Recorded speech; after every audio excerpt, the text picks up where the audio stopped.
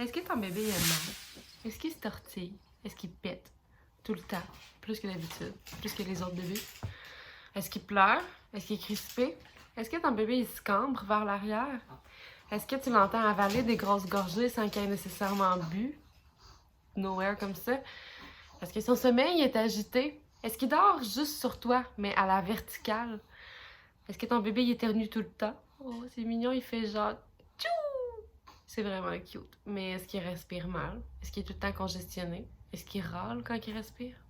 Est-ce que ton bébé il fait de l'eczéma? Est-ce qu'il est congestionné? Est-ce qu'il y a du mucus dans ses selles?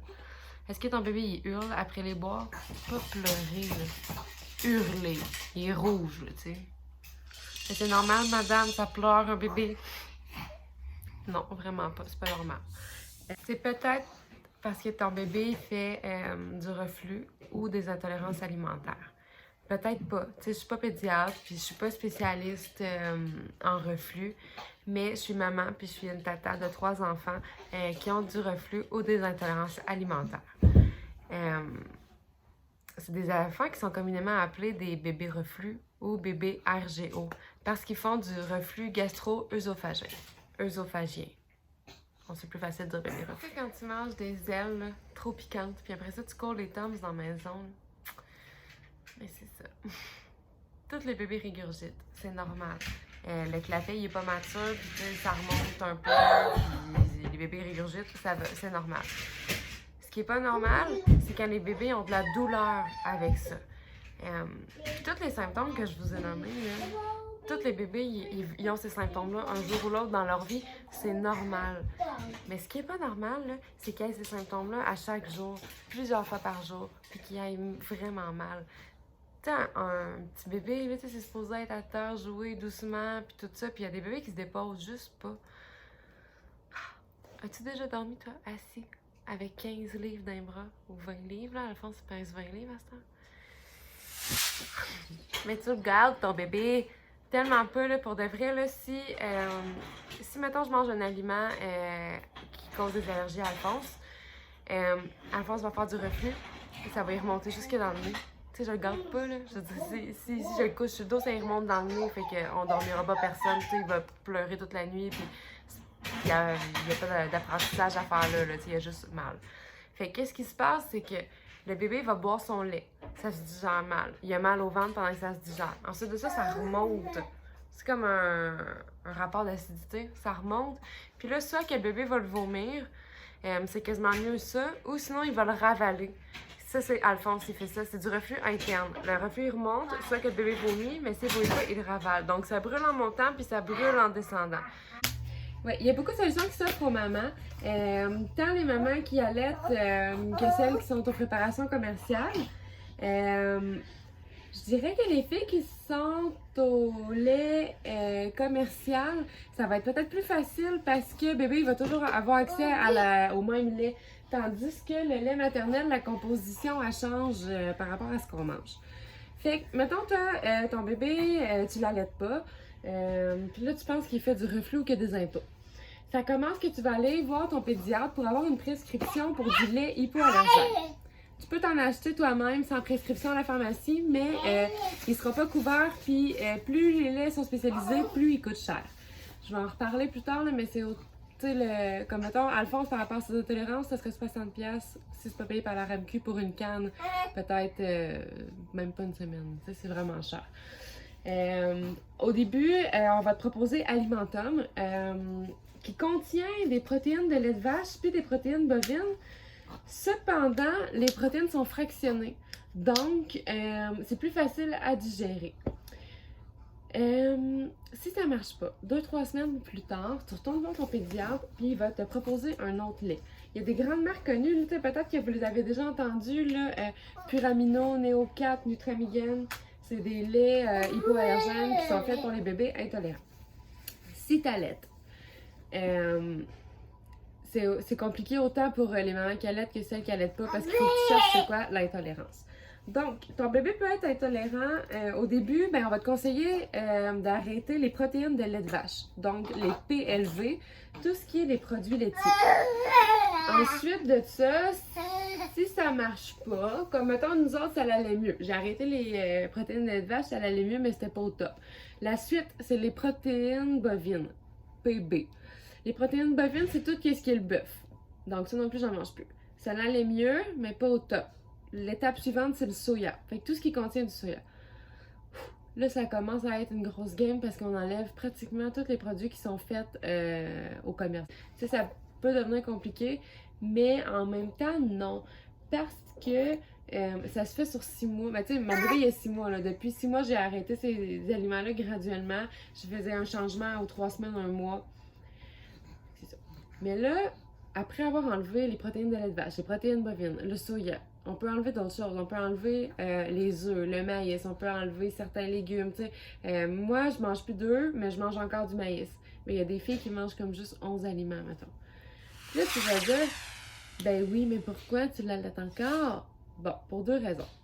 La première raison, c'est que je pourrais arrêter de l'allaiter, de le mettre aux préparations commerciales, mais quand il va se mettre à manger, je vais devoir cuisiner comme je cuisine présentement pour moi.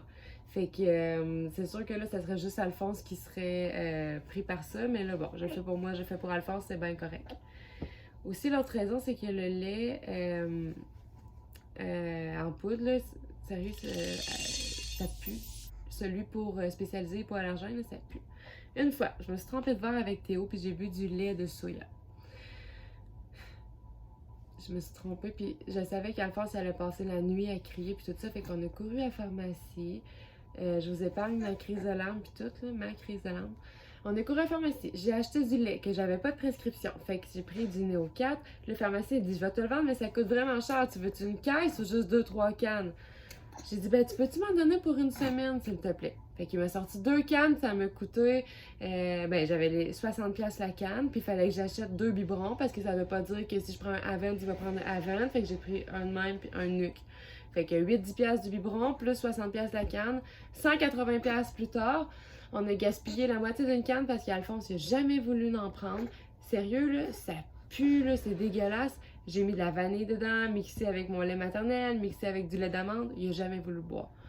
Fait que quand mon bébé, après peut-être 12-13 heures, il était blême puis faible, je l'ai allaité. Je trouvais ça vraiment trop triste. Fait que j'avais le choix entre qu'il pleure de douleur parce que mon lait était intoxiqué ou qu'il pleure de faim parce qu'il refusait de boire son lait. Fait que je l'ai allaité. Fait que c'est ça. C'est compliqué, mais en même temps, ça l'est pas tant quand t'es habitué. Mais quand il y a une chose qui vient déstabiliser la routine, c'est vraiment compliqué. Donc, à ceux qui m'écoutent, là, vous pensez peut-être que votre fille est capricieuse, ça bouffe là, quand elle vient manger à la maison. Là. Non, elle dormira pas de la nuit si son bébé il y a du beurre dans le poêle que vous allez faire cuire les patates du pâté chinois. Ça l'arrive. Donc là, je continue dans ma cuisine en bordel parce que c'est l'heure de me prendre un café. Fait que ça va devenir compliqué, mais ça l'est pas. En fait, ben... Oui, c'est un petit peu compliqué, c'est sûr, mais quand on va regarder un paquet de n'importe quoi de la nourriture à l'épicerie, les allergènes, ils vont être souvent en caractère gras où il va être écrit à la fin de la liste d'ingrédients contient, exemple, blé, orge et soya ou contient lait ou peu importe. Ou sinon, j'ai des mots-clés là, que je vais reconnaître. Là. Vous allez les voir rapidement si vous regardez n'importe quelle boîte dans votre garde-manger. Fait à l'épicerie, je spot les allergènes puis j'achète pas ce qui en contient ou simplement, j'en mange pas. Bref. Fait que là, toi, tu as été voir ton pédiatre, puis tu as changé ton lait ou tu as fait un régime d'éviction. Moi, c'est ma pédiatre qui m'en a parlé en premier, qui m'a proposé d'enlever le lait. Peut-être tantôt. Elle m'avait proposé d'enlever les protéines de lait de vache, puis ensuite de ça, elle m'avait dit tu vas pas continuer avec le bœuf puis le soya. Fait que la fois suivante que j'avais été la voir, j'avais déjà 2 ou 3 éléments d'enlever de mon alimentation. Fait qu'elle m'aidait vraiment beaucoup avec ça. Mais autrement, ça, là, il existe aussi de la médication pour les bébés. On peut prendre du Zantac. Alphonse avait commencé avec ça. Mais du Zantac, en ce moment, il y a un rappel, puis ça n'est plus vendu. Donc, toutes les mamans qui leur bébé était sous Zantac, en ce moment, ils rushent un peu parce qu'ils ont besoin d'un autre médicament là. Puis, c'est pas quand ton bébé est habitué puis que ça va bien. Fait que Santé Canada a fait un rappel dessus. Bon, on peut avoir aussi du Prévacide. Il existe 2 sortes de Prévacide, en tout cas à ma connaissance. Alphonse, il y a eu en premier le Prévacide Fast Tab. Ça qui était un comprimé que je faisais fondre sur sa langue. Ouais, je donnais le matin ou le soir, là, puis je le faisais fondre dans sa bouche. Après ça, je l'allaitais, puis that's it. Sauf que c'est controversé, ce médicament-là, parce que le Prevacid Fastab, apparemment, qui contient des protéines bovines et des protéines de laitage. Puis la compagnie ne comprend pas pourquoi c'est offert aux petits bébés. Là, je sais pas, j'ai pas été fouinée de sources sûres, là, sincèrement, j'ai pas été voir, mais apparemment que la compagnie aurait confirmé que oui, ça en contient, mais ma pédiatre me dit que ça n'en contient pas, que ça contient seulement du lactose, puis que c'est pas vrai que ça fait réagir les bébés. Mais personnellement, pour l'avoir essayé, moi, je trouve que mon bébé, il réagissait. Il était là-dessus depuis le mois d'août, puis vendredi passé, j'ai demandé qu'on change pour la formule magistrale, qui est en fait, je l'ai ici, c'est une petite pilule de même. C'est du plastique, là. Je l'ouvre, puis c'est comme de la petite poudre dedans que je sépare en deux. Je donne matin et soir dans ces céréales. Puis sérieux, là, ça fait une semaine même pas, là, puis ça fait une semaine aujourd'hui, ça va tellement mieux, là. J'ai un nouveau bébé. Je reconnais... En fait, j'ai rencontré mon bébé, c'est un peu triste à dire, là. On dirait que je le connaissais pas parce qu'il pleurait tout le temps, puis là, je vois mon bébé qui sourit, puis qui est vraiment bien, puis tout. Puis ça, c'est génial. Fait que mettons que le Prevacid ne fonctionne pas, je peux lui donner du Nexium. Ça, ce serait le plus fort. Puis ma pédiatre me dit, je peux pas essayer le Nexium tout de suite tant qu'on n'a pas essayé le Prevacid parce que les assurances ne voudront pas couvrir le Nexium parce que ce serait supposé être un médicament de dernier niveau, là. Après ça, je sais même pas s'il y en a d'autres. Peut-être que oui, il y a des bébés qui sont plus... c'est plus difficile qu'Alphonse. Peut-être qu'eux, ils ont accès à plus de médication. Mais bon, nous, on est au Prevacid magistral dans le moment, ça fonctionne bien, puis je pense que quand ça va être stabilisé, je vais pouvoir le sevrer. Tu sais, je pense pas devoir aller vers un autre médicament. Tout ça, là, c'est si ton médecin coopère et si ton médecin croit et a déjà vu des cas de reflux. Parce qu'apparemment que c'est assez rare et que les médecins ne croient pas toujours à ça. Je vais en reparler dans mon prochain vlog parce que j'en ai long à dire sur le sujet. J'ai découvert 2 groupes Facebook. Il y en a un des 2, j'ai pas reçu encore l'autorisation des admins pour en parler. Donc, si j'ai reçu l'autorisation, je vous le mettrai en commentaire. L'autre groupe s'appelle Bien manger avec des allergies. Puis sincèrement, là, ça me sauve un peu la vie, ces groupes-là, parce que c'est des groupes qui sont sans jugement, où les mamans vont aider plus. Que tu es au biberon, que tu allaites, que ton enfant soit vacciné ou pas, qu'il prenne ou pas de médication, que tu sois grano ou pas. Tout le monde se parle avec respect et coopération parce que tout ce qu'on veut sur ce groupe-là, c'est que tous les bébés soient bien, enfin. Puis mon Dieu qu'on est contente quand maman nous écrit « Hey, mon bébé va enfin bien, puis je prends ce lait-là ou ce régime-là, puis ce médicament-là, puis tout va pour le mieux. Puis j'ai essayé telle chaise vibrante, puis cette jouette dentition-là. » Puis sincèrement, c'est des affaires qui font la différence pour de vrai. C'est des trucs qui font du bien à partager, puis je pars gros de ce groupe-là.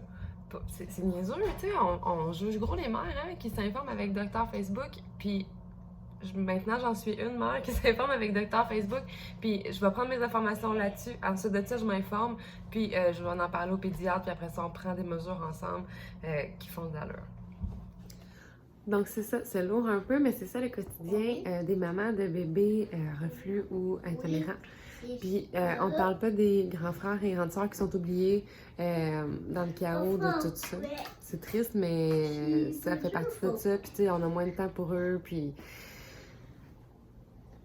ça fait partie de la game. Mais bon, on trouve des solutions, tu sais. Puis toi, par exemple, si t'es une grand-maman, un mononcle, un chum, un ami, un collègue, une tata, n'importe qui, si t'es proche d'une maman, de bébé reflux qui a mal, aide-la. Les papas aussi ont besoin d'aide.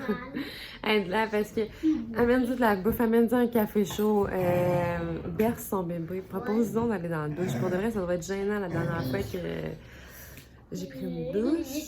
C'est pas vrai, je me suis lavée hier avec les enfants, mais pour de vrai, ça arrive de sauter quelques jours, puis on devrait pas s'oublier de même pour s'occuper des bébés. Ben oui, on devrait, c'est notre rôle de maman, mais ça serait le des fois d'avoir de l'aide pour y arriver. Fait que, garde-toi, berce la 8e merveille du monde, puis pendant ce temps-là, maman elle va pouvoir profiter tendrement d'un moment pour elle pendant qu'elle sait que son bébé il est bien. Puis ça n'a vraiment pas de prix. Enfin, tu sais, mon bébé il est bien, puis il est pas dans mes bras, ça fait du bien. C'est pas qu'ils sont capricieux, nos bébés, pour de vrai, ils ont mal. Toi aussi, quand t'as mal, tu chiales, mais tu sais, nos bébés, ils ont tout le temps mal.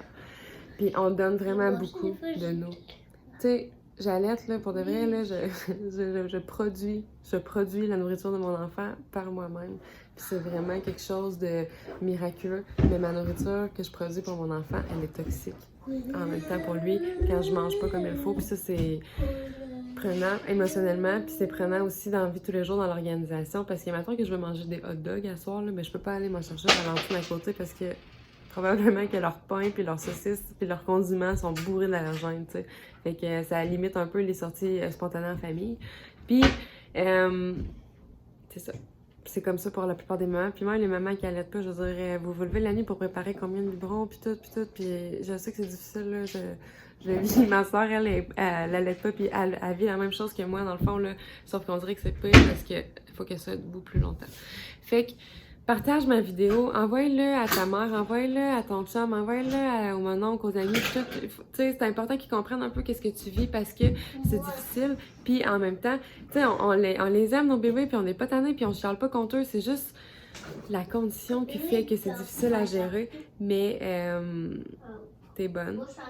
T'es capable de continuer. Les solutions que tu as trouvées sont bonnes. Tu vas continuer d'en trouver d'autres. Puis autour de 18 mois, là, la plupart des bébés, c'est fini ou presque pour eux.